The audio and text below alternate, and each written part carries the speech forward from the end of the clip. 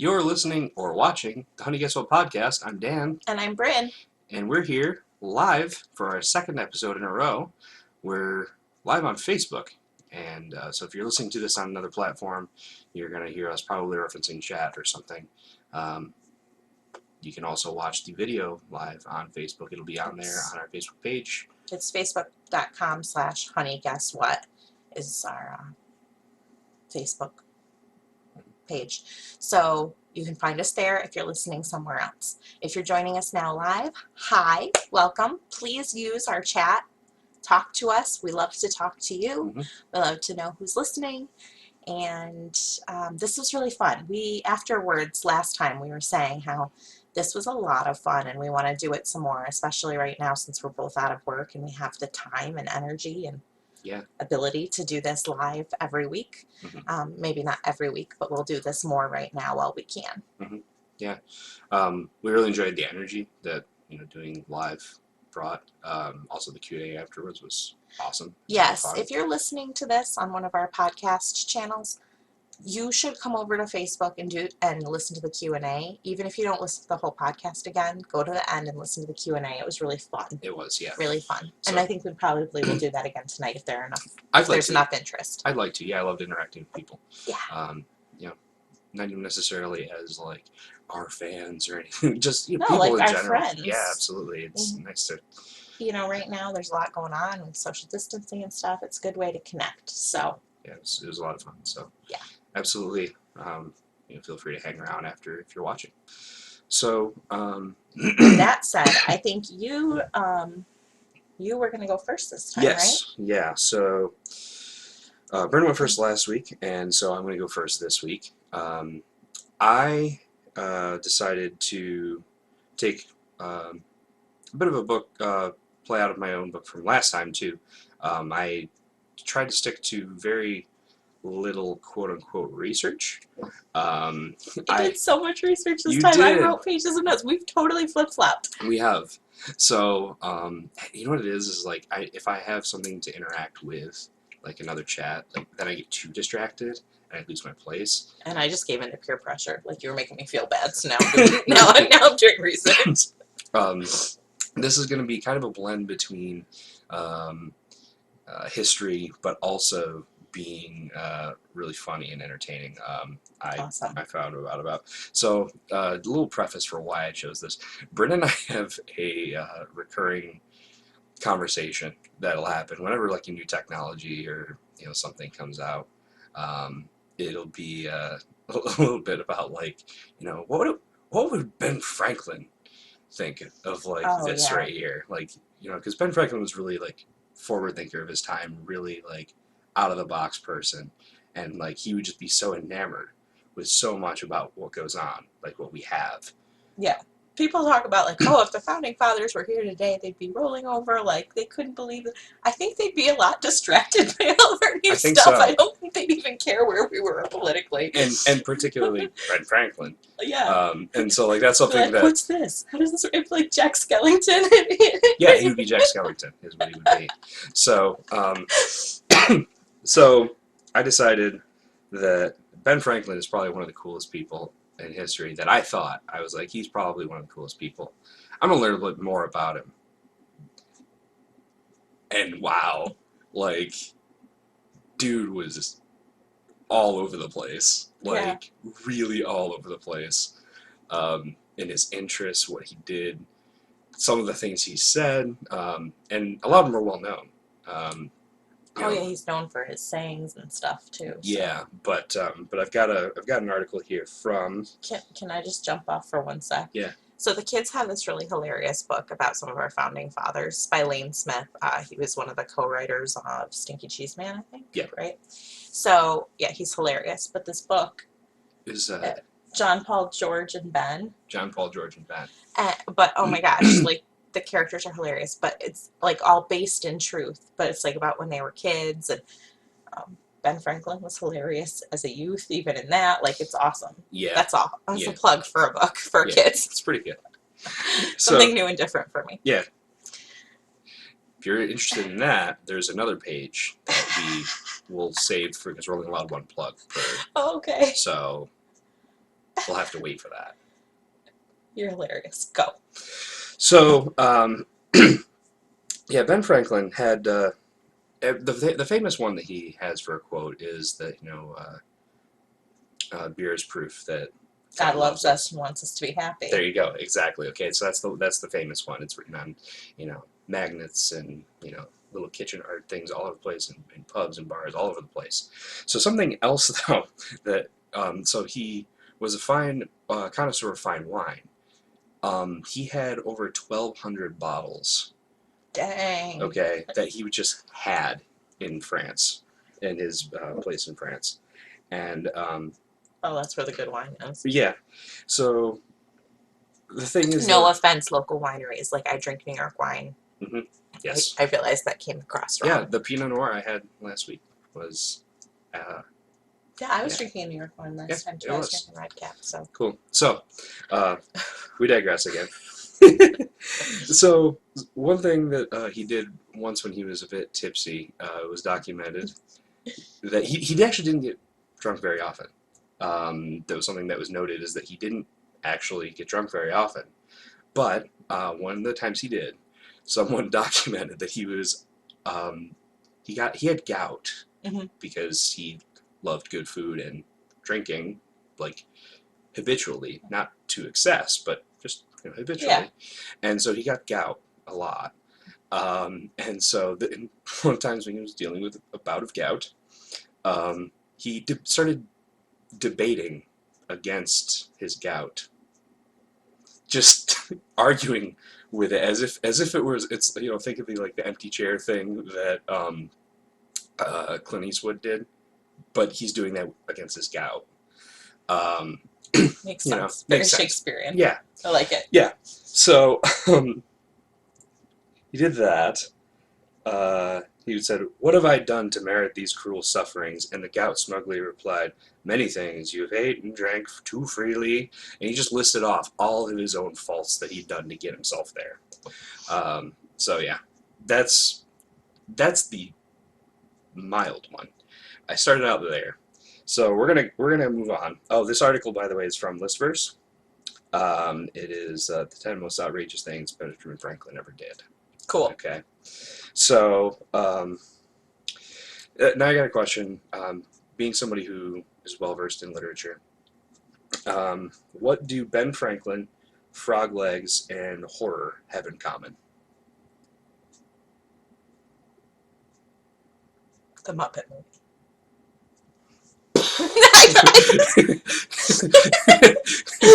I just wanted to have an answer. You can bring anything back to Muppets. I can't. It's a superpower. It's the Muppets. So the answer is electricity. Okay, sure. Okay, so obviously Ben Franklin with the kite and all that. It's debatable whether or not he actually did it, the kite and the thunderstorm and all that. But the fact that it is in lore and it is, the story of it is enough. Basically, you take that, and then that event inspired Luigi Galvani, who is an Italian physiologist. Okay, now what he did was he took that idea and he was like, okay, this electricity stuff's kind of cool. I wonder what I can do with it. And basically, what he did was he took dead frogs. And reanimated them. He wanted to reanimate them. He thought it would be, it's a spark of life that can, it can be re-put into a body. And he would actually, what would be seen, if you pass electricity through a body, the legs, start kicking and stuff like that. And it's terrifying. And so this was then brought back to, magicians and all that sort of thing. But that was actually... He was the inspiration for Mary Shelley's Frankenstein, which it's not clear, but they believe that she took Frankenstein because of Ben Franklin. Cool. So even if it's not been proven, I think that's cool. Yeah, there's plausible, it's plausible that was why. But there you go. So there's a little piece of trivia for you. Moving on. let's see. He also commanded troops, which was something that I didn't know about. He wasn't necessarily a general, but there was a battle where troops needed leadership, and he stepped in and did it. And he actually taught them. I feel like, oh, he like, what, he set down a cigar and be like, I got this, it's fine. He'd be like, oh, well, how hard can it be? It's like chess, you know? Uh, so he did that. He came up with ways to make his men fight better. For example, he encouraged scouts to take dogs into the woods to hunt after French people, French soldiers, during it was the French and Indian War. The colonists were on the side of. No, that's much earlier. No, but didn't the French help during the... In addition to fighting the French, Franklin came up with ways to make his men better soldiers. Who must have been? I've got my timeline all mixed up, but. The French helped in the Revolutionary War, didn't they? Yeah, but it says in fighting the French. I'm confused too. I'm confused I by am that. not a historian. Neither am I, but I do like to read about it. So, he was a little bit of a security risk, though. Well, yeah. He liked to talk, and he liked to hear himself talk and spout about. Talk to himself as his gout. As his gout, yeah. So he could just blame the gout. The gout was the gout was the problem. The gout was the one telling all the secrets. It wasn't him. So, yeah, he had to a couple times there he was talking about things that were going on, and he at one point had who he trusted somebody brought back to to his home, and they.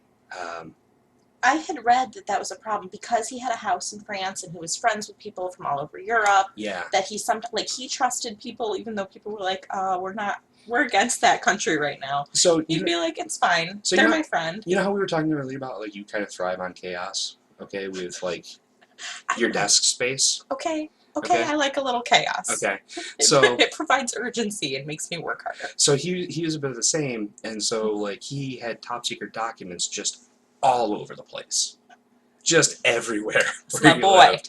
And so he had somebody came into his home who he trusted, and they just took invisibility ink, like invisible ink, and just scrawled on paper what they were seeing, and then left with it, and it was bad. Oh, so, Benny.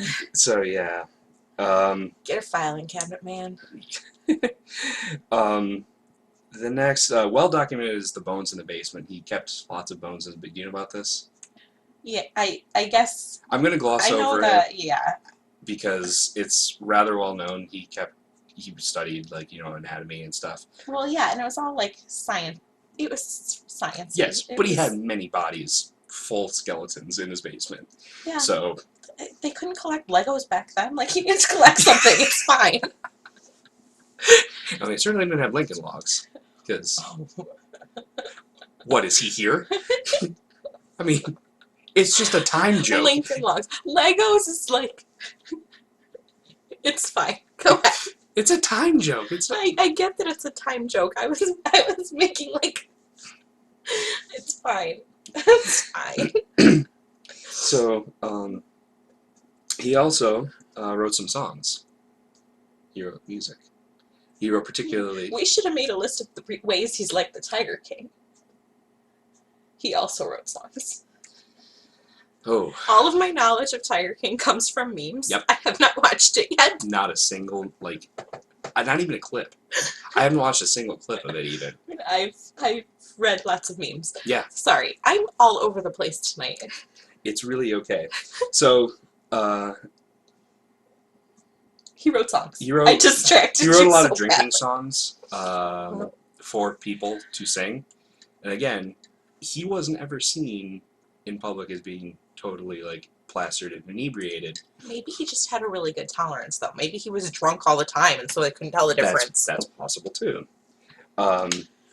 Just saying, that's a real thing. So one of the things, though, that that I took from this that really made me want to do this was I read about him and his intellectual bout and battle with a guy named, what's his last name? Or his first name. I know his last name is, it's Franz Anton Mesmer. Okay, was the guy's name. And if you've heard of the term to mesmerize somebody, this is actually where it came from. So he is You know I love word etymology. yeah, well, here you go. So he developed mesmerism, which is an early form of hypnosis, and it focused on the animal magnetism, is what he called it. And oh no, my screen went blank. Okay, uh, it was allegedly a fluid that he claimed flowed through all living beings. So he's a Jedi. Okay, is what this guy is. Okay, colonial Jedi. In the 18th century, he's an Right. 18th century Jedi. Okay. All right. So according to this guy, Mesmer, the energy sometimes got trapped in the human body, leading to a lot of sickness. Okay. And to release the fluid, you needed his help. Only him. Only he could do this. And patients would attend seminars where he would darken the lights and play like soothing music. And he would often play with a musical instrument developed by Ben Franklin, the harmonica. Okay. Once the crowd, because he did this with an audience, once the crowd was in the right mood, he picked a patient, usually a woman, and he stared into her eyes until she freaked out. So he would stare into her eyes until she would freak out, and then people would scream, she would shake, like she'd go into convulsions, and he was saying that was releasing the energy, okay? And then afterward, everybody felt fantastic, okay? It was cathartic, okay? So it was just like, yeah, you release all that energy because Yeah, sure. okay, so it was just a catharsis. Sure. Okay, endorphin release, basically. Yeah, I'm understanding. So I feel better after a good cry or like a Right. good scream. I get it. So King Louis of France was skeptical of this, and so he appointed a team of scientists, including Ben Franklin and Joseph Guillotin, the developer of the guillotine. I know who that is. Not everyone does. Oh, sorry. We Sorry. have people. I'm not a historian, but I knew that one. Word etymology. Yes. So this is a twofer for you. I know. I just love me some etymology. So the investigating culminated with an amazing experiment on Franklin's lawn at his home outside Paris. So the trial involved, they got a 12-year-old boy, and they told him, okay, we've got all these trees here. Some of them have been magnetized, and we need you to go and figure out which ones of these have been magnetized. And this was a kid who kind of knew what the mesmerization thing was, and so he went over to like these trees and he touched like 3 or 4 of them, and immediately like he like fell to the ground and was like vomiting and like convulsing, and basically the claim was that he was like no, this is the one. None of them were magnetized at all, because obviously it's a tree. Because they're trees. They're trees. Okay. And so they use that to prove that this is all phony. This is all nothing at all. So after that, it was actually deemed as so credible that Mesmer was pretty much, after that, people didn't really buy into it very much. So it quelled the craze in France. So the last one I wanted to talk about was this is the coolest thing. So where is it? Okay. So in the 1740s, there was a craze that was going around the Mediterranean Sea of people seeing water spouts, and they're freaking out. Okay. Water spout, if you don't know what a water spout is, it's a tornado that is on the water.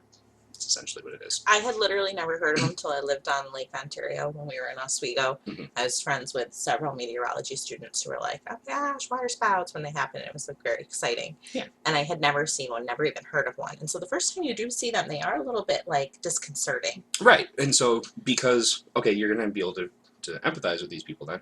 So basically, they would see them and they'd be like, well, they're terrified of them because, like, well, what if they go on land? They called them, hang on a second, what did they call them? Yeah, they called them waterspouts.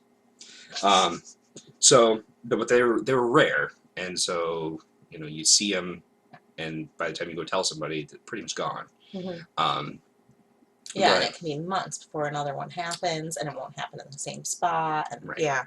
So a few months later, in 1750, London Magazine published a review of this guy who was a priest who was studying these, and soon people were sending copies to Benjamin Franklin because he's a nerd. He's the mind of the time. And so Franklin didn't know a lot about these or a lot about tornadoes. And so he started combing through articles in science journals, analyzing first-hand accounts, networking with amateur meteorologists of the time, and trying to find out more about them. So pretty quickly, though, he discovered that a lot of scientists were wrong. They thought that it was actually the waterspouts were actual water at the time. They didn't realize that it was wind. And so he thought, he's like, that wouldn't make any sense, because if they go up on land, you don't hear of land spouts, and land doesn't just come up out of the ground randomly. It's wind, so it's probably wind that you're seeing. Right. And so when he wrote a bunch of papers about this, but he never had any real solid evidence for it. It was just theory. Until 1754. In 1754, Franklin and his son William were on their way to visit friends in Maryland when they spied a whirlwind headed their direction.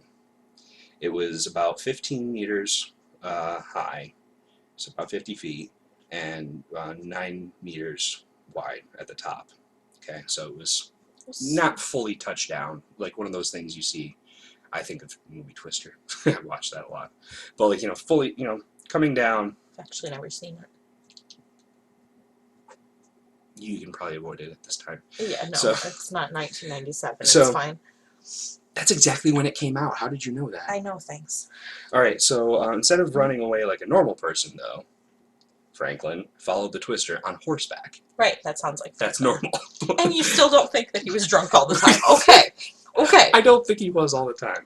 So according to Franklin, the whirl was not so swift, but that a man on foot might have kept pace with it. Okay, so it wasn't a fast moving. No, it wasn't moving very fast, but it was spinning incredibly fast. Curious what would happen, Franklin attacked the Twister with his riding whip. Yeah, sure. Yeah, sure, why not? Science. Tell me the man wasn't a little boozed up. Obviously, it didn't react, and it just rolled into a forest with Franklin keeping pace with it the whole time. With his kid, right? With his kid. Yeah. Eventually, he started noticing that the land spout, quote unquote, was sucking up leaves. And then he saw it sucking up branches. And that's when he decided that it probably wasn't a good idea to be following it anymore. See, he's smart. He is smart. And so finally he decided he'd seen enough. But his son followed after it until it disappeared. And so it appears as though this was the first incident of Benjamin Franklin was the first storm chaser. Cool. Yeah, it's the first documented evidence of it happening. So, yeah, dude did a lot of things, and I didn't even cover like 5% of it. So, I hope you all enjoyed that. It was a lot of fun to learn about. I've decided I'm just going to start calling him America's drunk uncle. No, I'm thinking Drunk Uncle Benny. No, arguing with the other forefathers that it should be a turkey as our national bird instead of an eagle. I'm just thinking of the Bobby Moynihan character on SNL. I'm pretty sure Drunk Uncle Benny. Oh, that's good. That's how I'm gonna think of him from now on. Oh boy, he's a genius. No, he's great. By all accounts, he's a genius, but I think he was always a little bit lubed. Hey, whatever worked. I mean, water wasn't great at that time, so. It's true. Yeah. It's true. Man, I hate that I'm going second now. Why? Because mine seems boring compared to yours. No, it'll be fine. It'll be great because I'm great, but Still boring.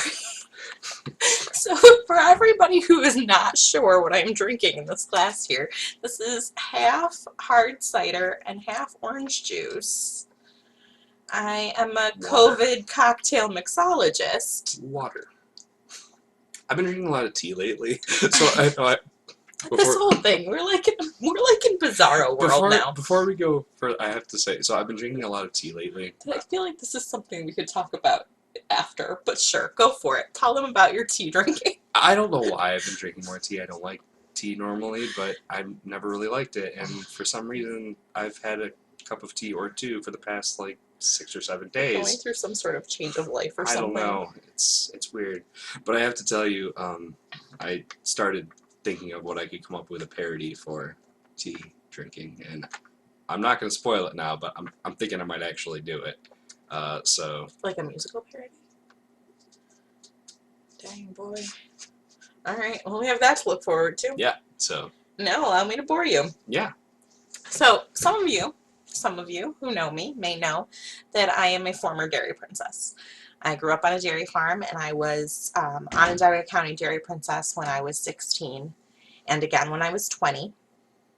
And then the following year, 2007, I was New York State's first alternate dairy princess. I married a princess. You did. True story. So, one of the awesome things I got to do as a state dairy princess was travel around New York and do different things that having to do with dairy products and dairy education. And one of the things I got to do was go to a celebration of the ice cream sundae in Ithaca. Okay. It was Ithaca's Sunday's event. They had just been proclaimed the originator of the ice cream sundae, though it has been contested. And the reason I want to talk about it tonight is because it happened on Sunday, April 3rd, 1892. Cool. And today is April 3rd, and the event I went to was on April 3rd, and so... Cool. Yeah. So, on Sunday, April 3rd, 1892, Unitarian minister Chester Platt, co-owner of Platt and Colt Pharmacy, covered a dish of vanilla ice cream with cherry syrup and candied cherries. The initial report says that he did it on a whim. His cherry sundae dessert, Sunday S-U-N-D-A-Y, cherry sundae dessert, was advertised in the next week's paper. So there's a paper trail that proves that he created it this week. Right. It was followed soon by a strawberry sundae and a chocolate sundae, spelled S-U-N-D-A-Y, and they were the specials of that day.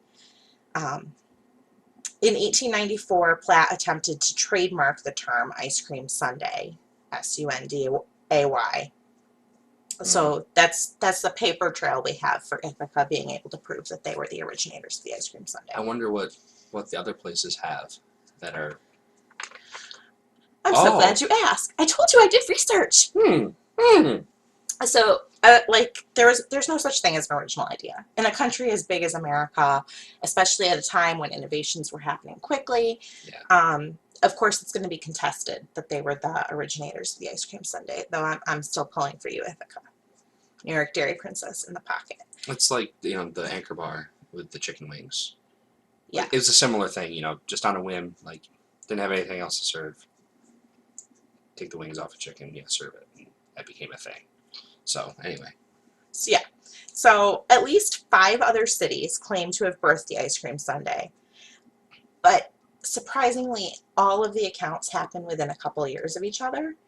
So, take that as you will. Yeah. Most notable among the 5 is the city of Two Rivers, Wisconsin. They strongly believe they are the originators of the sundae. Does anyone just limp into that argument, though? Like, but I mean, okay, so in 2007, I was state princess is when they did this huge celebration in Ithaca. Okay. And it was like the mayor was there. I heard Zydeco music for the first time. That's a whole other thing. I learned how to Zydeco dance. So I think that's a whole other thing. Is it like Popsicle? No. What? like a type of... My ice cream's cold, my nuts are hard, and this is how I decide to get... No, never mind. Do not listen to him. He's insane. It's like a type of folk dancing. Okay. It's like square dancing and folk dancing. It's like a thing. Zydeco. Okay. Maybe I'll talk about that another time. Anyway, so that was in 2007. It was like a really big deal. The mayor was there, all these things. And at that event, they had received letters from people in Wisconsin, like angry letters saying, "You didn't do it," like, Wait, at what? At what event? the Ithaca is Sunday. The one you were at. They received. Yeah, they had received several letters from angry people in Wisconsin. I'm telling you, the people of Wisconsin truly believe that they were the originators of the Sunday. And They're also very salty.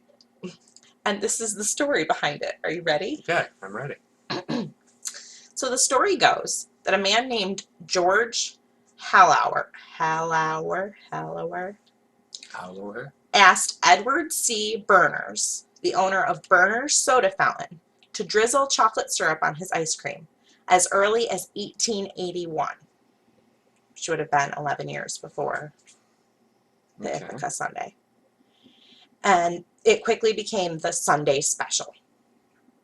However, when he died in 1939, his obituary credited him as the inventor of the ice cream sundae, but it read that it was first served in 1899, which would have been 8 years after the thing in Ithaca. Okay? So was it 1881 or was it 1899? Two Rivers, the city, backs the earlier date and has contested other cities' claims, but with no clear documentation to confirm it. No one can be sure. Some reports say he was against the idea of selling it, even though he created it in 1881, because he thought it wouldn't be a good seller, and that's why no advertisements exist. Yeah, but if you're going on paper trail, I mean, I'm biased, obviously. Others say that the earlier date isn't probable because he would have been only 17 or 18 in 1881. And it's unlikely that he had owned a shop at that point. Well, and also, it's expensive at that time because there was no refrigeration, right? I don't know. Yeah, I mean, they had ice boxes, but as far as I know ice cream went early on was super expensive. You couldn't. Well, and that's it. probably why they're coming up with creative ways to sell it. When they got it in, they wanted to sell it immediately. I guess I'm thinking too, to have an ice cream shop at that age. Well, and it was credited to Berners Soda Fountain, so it would have been. In any case, almost all people agree that it was the ice cream soda that came first. So these, either in pharmacies or soda fountains, they would have sodas with ice cream and a cherry on top. For some reason, they would stop serving the soda and just the ice cream and the toppings. In all the cases, that's somehow what happened. But why and when and how they thought it would sell seems to be the area in which things are messed up. Okay. In any case, this confusion, this gray area in Two Rivers, does not seem to be slowing them down from being the ones to celebrate and the ones to claim it. They have a big historical marker. They believe themselves to be the originator of the sundae. Some other cities that have claims that are less strong. I'd say Ithaca and Twin Rivers are the two duking it out and have been now for over a decade. Over a decade of fighting about who created the ice cream sundae. There's a whole special that was on Food Network between the two cities. It's like a war, okay? It's not to be taken lightly. All right, so let me tell you about some of the other cities that are keeping their hands out of the fight, but have contributed in some way to the creation of the ice cream sundae. Okay, I'll save what I was going to say for afterwards. So, Buffalo, New York. Buffalo, you got wings. Get out of this fight. No. But they have paper ads to show fruit syrup topped ice cream sodas. So still ice cream sodas, but with the fruit syrup on top, which was an innovation. Okay. As early back as 1889. Still after... So that would have been after what Twin Cities was saying, Right. but still before Ithaca's. Right. Okay. But it was still an ice cream soda. It was like the soda with the ice cream on top, but it had a fruit syrup on top of that. Mm-hmm. Evanston, Illinois passed a blue law in 1890 against the sale of soda on Sundays, which is what a lot of people attribute most ice cream sundaes. And that wasn't true. Like across the country, it wasn't illegal to sell sodas on Sunday, but in select cities and states, it was. Mm-hmm. Soft drinks were considered, I don't know the word I want, like contraband. Yeah, they were like a luxury that didn't need to happen on the Lord's Day. Okay. Okay. See, now I would have thought that it was like, because like, oh, well, bars can serve this on Sundays, so that means bars can be open, and then it just encouraged people to like, you know, Be in bars. be in bars. The thing is, it wasn't sold in bars; it was sold in pharmacies. Oh, that's true. And then soda shops. Okay. So yep. Like soda fountains, I guess. But anyway, in Illinois, in Evanston, Illinois, that was actually the case. Like they had outlawed soft drinks on Sundays, and so to use the ice cream that they had, they started selling it with the soda syrup on top of it. Okay. So they couldn't use the soda water, but they could use ice cream and the soda syrup. So you could still get like your cola fix, your root beer fix on ice cream instead of in the soda water with the ice cream on top. And that the law went into effect in 1890. So sometime after that is when this would have occurred. So again, the same right around the same time 1890. frame. Similar circumstances happen in Plainfield, Illinois. So Evanston, Illinois, and Plainfield, Illinois. Okay. Though the druggist at that pharmacy claims he named it after himself. His name was Charles Sontag, a German name meaning Sunday. And he is credited with serving the dessert sometime between 1893 and 1895 for the first time.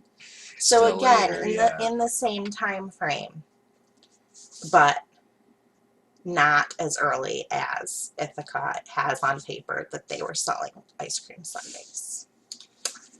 So that's the sad tale of the fight of the ice cream sundaes. So I'm still pulling for Ithaca. I think it's clear that they have the proof. As far as paper trail, yes. And that leads to the moral of the story. Always save your receipts for at least 200 years. I've got some in my car. I'm just waiting. I'm like, you know what? I'm going to need these someday. It's because of crap like this. Honey, you've not invented anything. You don't know that? I don't know that. Everything I've invented has been terrible, so it's mostly drinks. Okay. We can talk about that in the Q&A if you want. You want me to talk about it now? 2. You get 2, and it's the 2 that I'm thinking of. So go ahead. I am the inventor of 2 terrible alcoholic drinks. The first, they were both created in my college years. Surprises? None. The first one is called a doctor. So, you know, when doctors pass each other in the hall, doctor. Okay, that's what it's called. Doctor, period. The ingredients are simple. Dr. McGillicuddy's and Dr. Pepper. In case you're wondering, they taste terrible together. It was a very bad choice. I've never had Dr. McGillicuddy's. Yeah, it's not good. Just, I don't even really want to. Now. Yeah, well, don't mix it with Dr. Pepper. Now I know not to. That's what I can tell you. What does it taste like? Gross. No, Dr. McGillicuddy's. What does it taste like? Is it mint? I really don't know. It might be mint flavored. Then I'm out. Then you're definitely out. I'm definitely out. Why would you mix mint and Dr. Pepper? Because they both were named with doctor. It was about the name more than etymology. You know, that's my thing. Yeah. It sounded like the best name for a drink, right? Doctor. Like, it sounds like a great name. It was a terrible idea. Don't do it. Next. The other drink I created had less thought put into it than the Doctor. You had too many doctors. No, I only drank one of those, and not even. It was horrible. It was the end of the semester, and we were cleaning out refrigerators. I had grape soda, and I found 99 apples, and I put them together, which I do not suggest. The drink was the color of my hair. Oh. And I named it the Grape Ape. Mm-hmm. It was sugary Mm-hmm. and boozy, Mm-hmm. and I drank it. It was not as bad as the Doctor. That's the moral of that story. But you didn't make it again. And I would never buy 99 apples. That's okay. It's the only other drink I created. Yeah. Well, there you And go. that's the story of Brynn as the bartender. Mm-hmm. And now that you've Short-lived heard career. that, I think we should say goodnight. I think so. So, yeah, have a good night, everybody. Hope you enjoyed this. Once again, if you like us already on Facebook, thank you. Continue to watch for new content, different content. And more lives. I think we'll probably do some more of these. Like I said, at least the time period that we're home. It makes sense. Yeah. But also, if you are not following us on YouTube, Spotify, Facebook, or I mentioned Facebook, you can check all our other episodes on all of those platforms as well. Share us with your friends. If you love this, please share our content with your friends. Go back and listen to our older content. If you've joined us for the lives but have not listened to some of our other podcast episodes, check them out. They're fun. They're definitely something you can share with anybody of your friends, coworkers. You won't need to be, oh, there they are. And look, I have these fabulous stickers. If anybody wants one, shoot me a message. I will send you one. It's appropriate for putting on the back of your phone, on the back of your laptop, on the side of your face. No, I would probably not do that. No, don't do that. Put it wherever. Yeah. But not the side of your face. Not the side of your face. All right. Say goodnight, Gracie. Good night, Gracie. Goodbye, everybody. Bye.